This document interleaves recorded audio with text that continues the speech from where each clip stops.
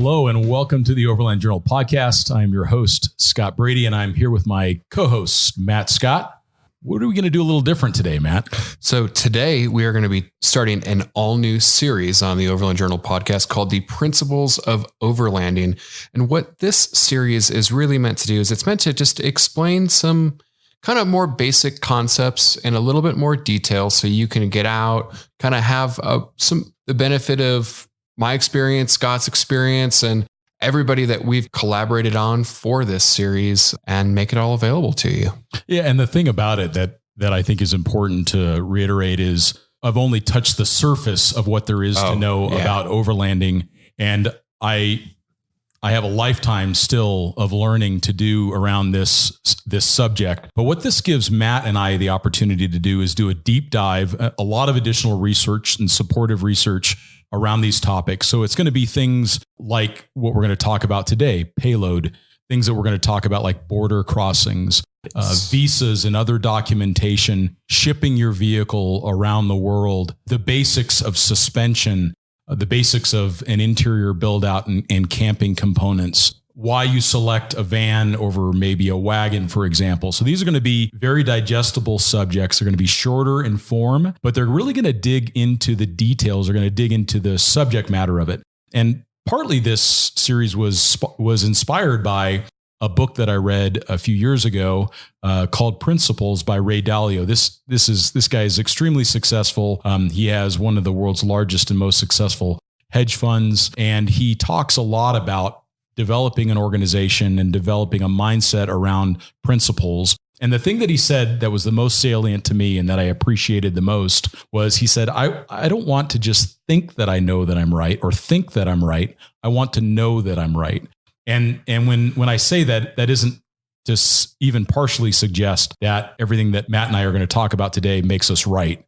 But what it does do is it makes us think about what are the supporting details, what are the elements that surround it that help us know a little more that we're right in what we're saying. Yeah, and I don't think there's a better place to start on this than Payload. I think if there is one area that overlanders are grossly negligent, it is Payload. You know, fortunately, some people are choosing really durable vehicles that are maybe a little bit underrated from the factory. But what we want to teach you on this is why it's better to weigh less, why you should consider that, why you need to consider not bringing the things with you that you don't need. You talk about that a lot. Needs versus wants. Needs versus wants is my biggest thing. So it's easy to want everything, and it's kind of easy to say you need everything, but what do you actually need? I think overlanding is really for those that are looking to go on really long-term trips. It's about just distilling what you're bringing with you because the stuff does weigh you down. Yeah, I would say that is the thing that I see most often when it comes to best practice that's violated is vehicles that are over their gross vehicle weight rating, or even if they're pulling a trailer, they're oftentimes over the gross combined vehicle weight rating. And it makes me think of a funny thing. A few years ago, if you did any work on an iPhone, if you would type in the word overlanding, it would autocorrect it would autocorrect it to overloading, which I thought was such beautiful karma. And something for us all to remember is that we often do overload our vehicles. And I will tell you, and everyone else that's listening, is I have done this so many times in my life, and I regret every time that I've overbuilt a vehicle and overloaded a vehicle. I've always ended up with something that didn't perform properly, something that suffered more damage and failures and reliability issues. I enjoyed it less as the driver. So there are a lot of reasons, and we're going to talk about those today, to keep the vehicle under gross vehicle weight rating. Maybe let's start with talking about a couple of the key terms. Matt, what do you think about kind of giving us an overview on? So you're going to hear us say GVWR a lot, and GVWR it's really simple. It's gross vehicle weight rating. That is the rating that the manufacturer gives that particular automobile, and that's what they certify it to. So if your curb weight is 5,000 pounds and you have a cargo capacity or payload of 1,500 pounds, well, your gross vehicle weight rating is going to be 6,500 pounds. It's really simple. So payload is gross vehicle weight rating minus curb weight. Exactly. Now you have your and that's the factory curb weight. That's not where your truck is today. It's how it came out of the factory, and that's how they assign those things. And something that we just learned, which there is, I guess, some discrepancy on, is that your payload is calculated with a full tank of gas, all of your liquids, brake fluid, coolant, engine oil, and nothing else. Yep. No consideration towards passengers in the curb weight. So that's really important. And we'll talk about some of the things that add up. And then we're also going to discuss ways to address this, some ideas that we've found in our travels that help with that. The next thing that we're going to talk about is the gross combined vehicle weight rating. And that is both the gross vehicle weight rating of the vehicle plus the towing capacity of the vehicle. So if you add those two items together, you get the gross combined vehicle weight rating. And sometimes that's the only way to solve the payload problem is to tow a trailer. Bring a trailer. Yeah. And that really is applicable. If you think about a family where there's 2 kids or 3 kids, you can easily occupy a lot of the space within the vehicle that could normally be allocated towards equipment. So I think trailers are very appropriate for families. Where I start to get a little concerned is when I see a solo driver or a couple that with has a completely built out vehicle and a trailer. Yeah, they have a 100 series Land Cruiser and a trailer behind it. I start to get a little bit concerned that maybe they're overdoing it. To start, you can't win anything at overlanding, right? Overlanding is something for yourself. So you're not winning by bolting more stuff on. Right.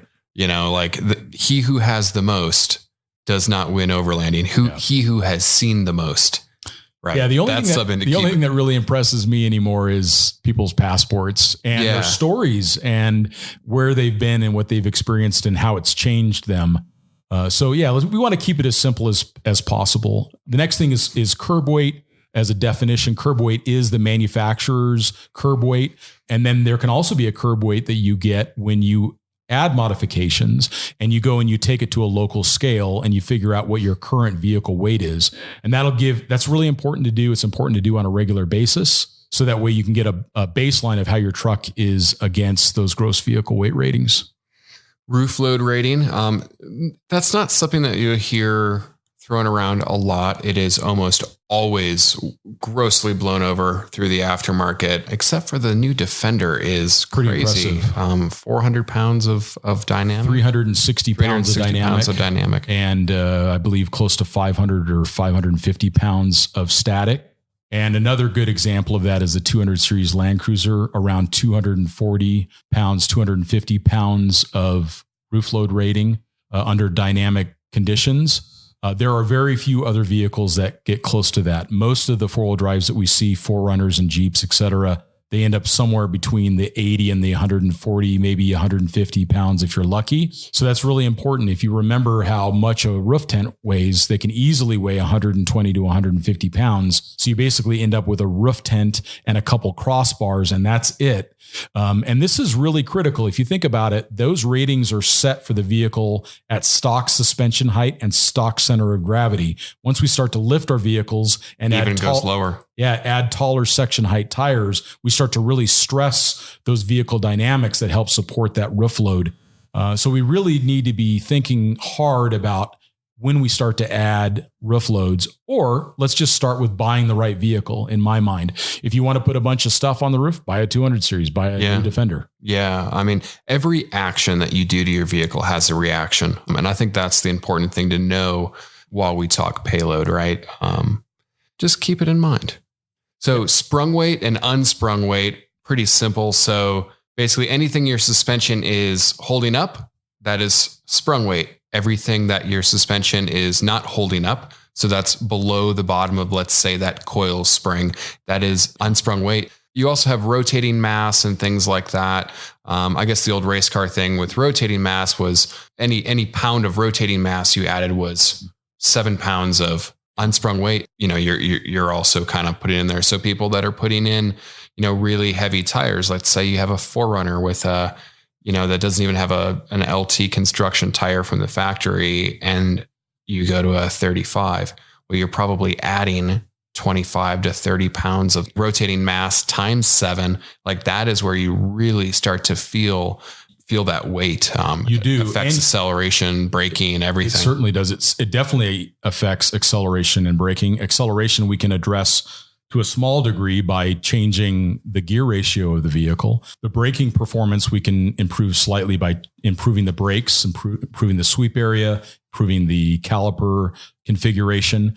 But then you also have reciprocating mass, which means that's the tire and the wheel going up and down. And that weight is something that the suspension needs to now manage. It becomes more difficult for the shocks to manage that, which means increased heat within the shock absorber's fluid. And it's also more difficult for the spring to manage that. So anytime we add weight to the vehicle, we want to be really mindful of that. Now, it doesn't mean that you don't put big tires on a vehicle. In order to cross Antarctica, you got to run 44-inch tires. Yep. But you end up with very little suspension travel, and they are not designed to operate at high speeds. Everything's a give and take, and that compromise needs to be considered when we build our vehicles. If you do a lot of highway driving, you use the vehicle every day as a daily driver, be very careful about putting big tires on it. Yeah. Yeah. And I also caution too, large tires don't necessarily mix if you're going to be running over gross vehicle weight. The more your vehicle has to essentially push that, the more your engine has to push, that's just going to further reduce that cargo capacity of the vehicle. And here's the crazy thing. It becomes a compounding issue. So once you get close to gross vehicle weight or over it, then the vehicle breaks down more often. So you tend to bring more spares and you tend to bring more tools to fit those spares, which makes the vehicle heavier. All of those things start to become a factor. It starts to compound it. And then you think, I need to add a turbocharger because the vehicle is so slow, and that adds additional weight. And every time that we do that, it affects the overall performance. So we oftentimes have the most fun and we enjoy our vehicles most when they're the lightest and the closest to stock. So if we use that as the baseline and then we only add things when we absolutely have to, we end up with a much lighter vehicle. Now, all of these definitions that we talked about, they come from a series of regulations and OEM engineering parameters that they use to determine gross vehicle weight, trailer towing capacity, et cetera. One of those is the SAE J2807. Why don't you talk about that a little bit, Matt? Yeah. So SAE J2807, that is the Society of Automotive Engineers. That is basically a group of engineers that work for OEM companies that have said, hey, this is the standard testing procedure that we're going to do. Now, the biggest part of that test is what they call the Davis Dam test. So that's actually in Arizona. It's Arizona SR68. If you're crazy, it runs up a big dam.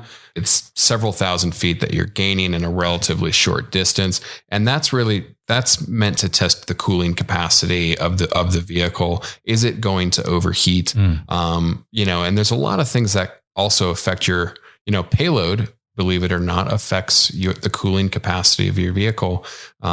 If you guys check out my Gladiator build podcast, one of the things I talk about is re-gearing it, not necessarily for performance. That 8-speed could, handle the 37s relatively fine, but it's actually about keeping keeping your cooling system in check, because that's where the Gladiator's biggest limitation is. And I think that you'll find in a lot of vehicles, most of the vehicles we drive aren't necessarily overpowered, unless you're driving a F-250 or a Ram 2500 or something, right? But keep an eye on also that cooling capacity, because that is directly related to payload.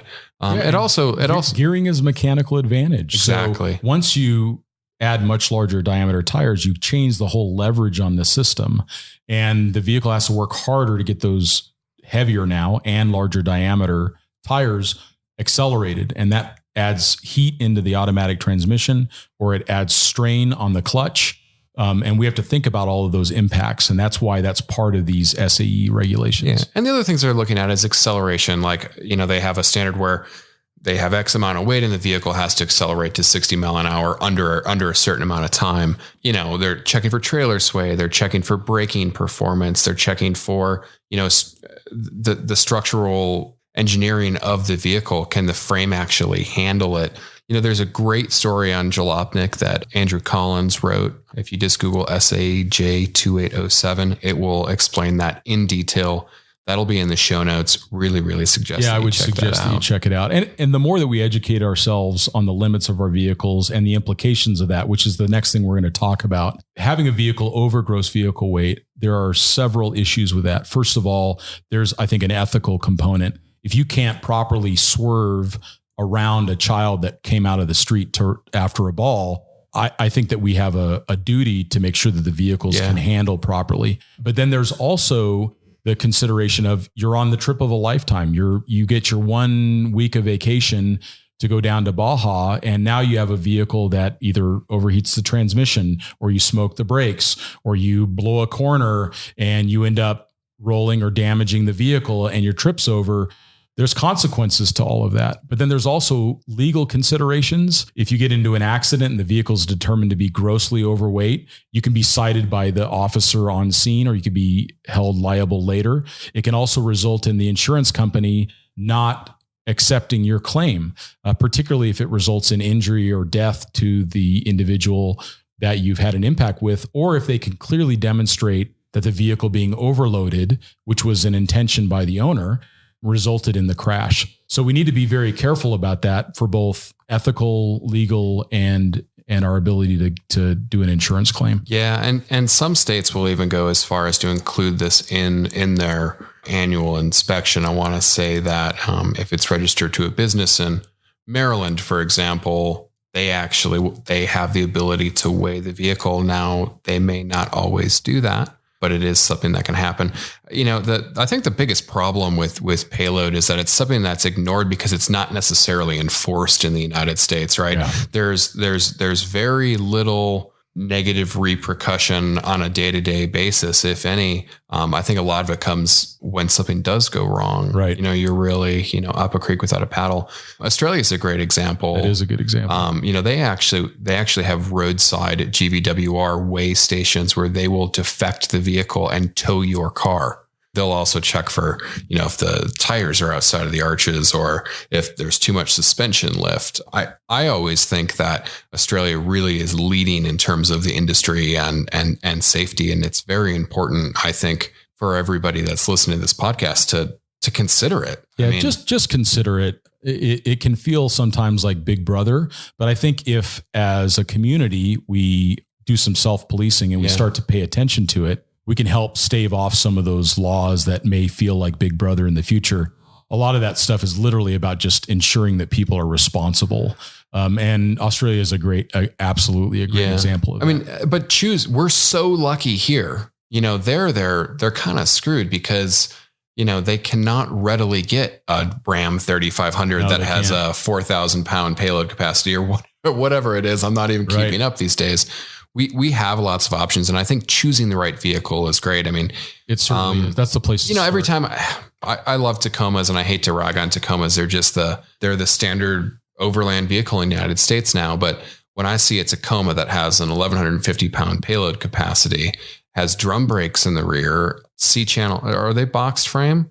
I don't believe so. The Hilux is boxed. Especially in the back, aft of the spring hanger. And people put a flatbed, a full 4-wheel camper. Right. They put bumpers, sliders, winches, larger tires, all this stuff. They have 3,000 pounds of stuff easily in a car that can legally carry 1,100 or so pounds of stuff. We have guys that have, full size Dreams on a 1/4 ton chassis. Right. And that's what I did with my Tacoma years ago. I just kept adding stuff and adding stuff. It's so easy. And I regret it. The vehicle suffered because of it. Fortunately, it's a Toyota, so there is definitely some. They just generally don't break. Some tolerance. I actually have been on a trip with a guy who shall remain nameless that wanted to keep up with my JK that was on, Fox suspension and everything and a ground tent. And they had a full on camper in Monument Valley and they launched it off. Not Monument Valley. What's the one close to Death Valley? No, Valley of the Gods. Oh, Valley of the Gods. Got it. Bent the frame. I don't know. It happens. It happens. It can happen. So I think it's important. While it is a Toyota, I have actually seen every vehicle. I have seen a Toyota break. Yeah. Every vehicle has its limits for sure. And I think that's what comes to the next point is there are a lot of factors that come to play with this. And it's also the slow boil. We add these things very incrementally. If you went from driving your vehicle in stock condition to the next day, I could put you in the driver's seat with it as you've modified it today. You would think, holy cow. You would think, I can't stop. This thing doesn't handle properly. It accelerates so slowly. Why am I getting 35%, 40% less fuel economy? Which that's another factor. It's just like the spare parts and tools. Yeah. If you make the vehicle less efficient, you need to now carry more fuel, which adds more weight, which adds to the problem. So it really does compound. And there are core elements of the vehicle that you can adjust to help improve some of these performance indicators. We're not at all suggesting that you run over payload, but if you're maybe getting up to that 90, 95% of gross vehicle weight, there are things that you can do to bring back some of those performance characteristics. Mac talked about regearing. That's a critical one. You can upgrade the axles. A lot of vehicles are coming with better than in the past axles, like Gladiator and the JL, for example. They're coming out with heavy duty Dana 44s, but you can upgrade the axles. You can upgrade the bearings. You have to make sure that your wheels and tires can support the weight that you've added to the vehicle. You can adjust your spring rates going with an Old Man Emu suspension or a AEV or Icon, any of these high quality brands that manufacture springs that have an additional load capacity. That's a great way to be able to address the ride height that you're trying to maintain with the additional load. Of course, you want to make sure that the shock valving is appropriate. Yes. As I had that issue, with the Gladiator, there were no options out. Too soft. Too soft. What are some other things you think we can do to improve the vehicle with additional weight? I think the best thing you can do is the cheapest one. And it's keep an eye on what's actually in your vehicle. The best way to do this, and this isn't my method. This is a method from a guy, Steve, I know in the UK, but start putting stickers on things. If you don't use it, put a sticker on it. And it makes you kind of cognizant of, hey, maybe I don't need this French press. Right. Maybe I don't need the ice cream maker. Maybe I don't need the washing machine. I mean, the things I've seen that people bring with them are absolutely crazy. Or a bench vise. Yeah. I've seen people that they fabricate this vise on a receiver hitch. And the thing, they're struggling to get it out of the car. Yeah. And anything that's that heavy, it makes a big difference. You can also improve engine cooling, which is something that's really important for vehicles like an 80 series. You can also improve braking performance. Yeah. And you can, especially on older vehicles, you can, like the 80 series, for example, there's actually a factory Toyota auxiliary fan. If you Google, JDM auxiliary fan, it's an electric fan. I put that in mine. Some models got a transmission cooler. Some models didn't. So look into that. I always say if you're buying a new car, always get the towing package, because then that beefs up the cooling system, transmission cooling and everything. So look and see, okay, well, can I generally transmission, engine, it's a matter of getting rid of that heat, right? So the more thermal cooling you can, you can add, the better. Gearing is also going to do a lot for that, in my opinion. That reduces the load on the engine. I think a lot of this stuff comes down to gearing and suspension. It really does. And don't push it. If someone's right at gross vehicle weight, they can maybe make the argument for it. But what happens when you need to add other passengers because the vehicle that's with you breaks down, or you need to put some of their gear on the roof rack, or your significant other finds, the armoire of their dreams down in Baja, and you want to put that on the roof rack to get home. It's so easy to add a bunch of extra weight when you're not paying attention to that, particularly if you need to bring extra fuel along. And I find it's just something that you have to think of. And sometimes you have to think of differently. If you have a 2,000 pound, payload capacity, well, maybe don't think of it as 2,000 pounds. Maybe think, okay, well, I'm going to be in it. My partner's going to be in it. And let's just say we're both 200 pounds because we're all Americans. So then think of it as 1,600 pounds. Stop fooling yourself, because you have to put yourself in that seat too. Correct.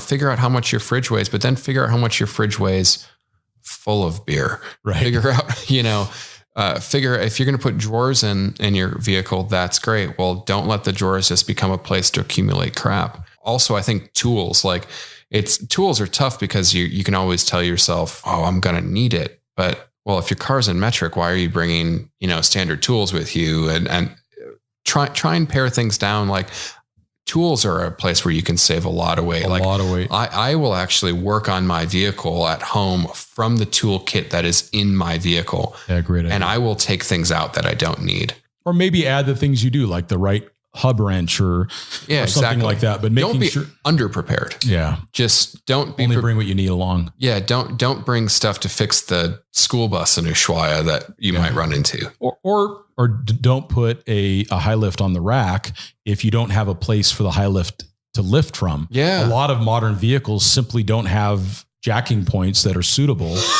And man, that is like the ultimate poser mark too, is the rusted out high lift on the roof rack of the FJ Cruiser that has no points to use it from. I mean, I guess to be fair, you could be using one of those wheel mounts, but sure. But think of, if you're going to use it, if you need it, are there other solutions? These are some other hacks that Matt and I have thought about, but can you buy things that have multiple uses so that you don't have to have 3 highly specialized items? You can have one that can do the work of all of those.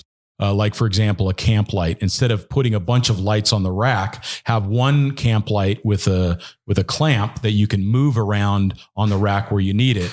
Move it into the tent so you're not bringing all those extra things along. When you start to look at that detail and you start to be more mindful of what you're purchasing, that really helps. And I also think it's really important when you start adding items, do the research on how much it weighs, and then start a spreadsheet. I'm not really a spreadsheet guy, but this is the perfect example of a spreadsheet. Start the spreadsheet with the payload that you have available in the vehicle and start to add your accessories up before you buy them. And then as you buy them, now they're on your list and you can add new accessories as you have payload available.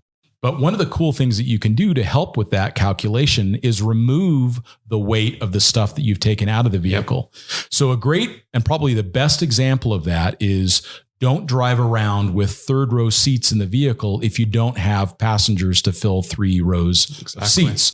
Those are very heavy. The safety requirements behind automotive seats is mind-boggling. And as a result, they're extremely heavy. I remember I took the seats out of the back of my G-Wagon and they weighed hundreds of pounds. Yeah.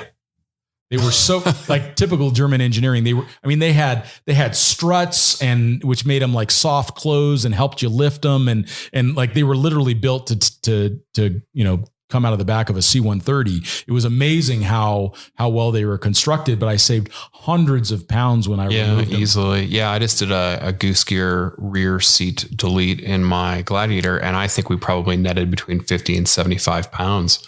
And that's a lot. Even by adding something back in. And that's something that we were never even going to use. Yeah. Put that on your spreadsheet that, look, I removed the factory bumper, which weighed 35 pounds, and I put on the ARB bumper, which weighed 110 pounds with the winch. That way you can see where you've gained as well as lost available payload. Another reason for us all to be mindful about even how much we weigh. Yeah, that all adds to it. So I guess in summary it is about safety at the core, but it's also about performance. We want our vehicles to perform. We want them to make that climb in front of all of our buddies. Exactly. If you have a really heavy truck, that climb now becomes significantly more difficult. All that weight is shifted to the rear tires, especially if you have a rear heavy loaded vehicle. That front tire will be very inclined to be unloaded or to even come off the ground, which is going to reduce available traction. So certainly we think of it from a safety and a legal standpoint, but at the end of the day, we want our trucks to perform well and we want them to be fun to drive. Why make them so heavy that they stop being fun to drive? Yeah, we just want to treat the vehicle good. The vehicle is your horse in this scenario, right? You don't want to put too much on the horse's back to where it breaks the back of the horse. That's right. That's right. And there's that great Maasai warrior phrase that says a warrior carries his experience on his back. Yeah. And if you have too much stuff, it might be that you're better off spending a little bit of money on training or spending more time in the field to realize what you don't need or what you can do with less. And realistically look at where your trip is taking you. I talk to so many people that say they're going to go and do the Pan American Highway, for example. And they come back and they're like, I don't know why I spent $1,000 on these 250 pound rock sliders.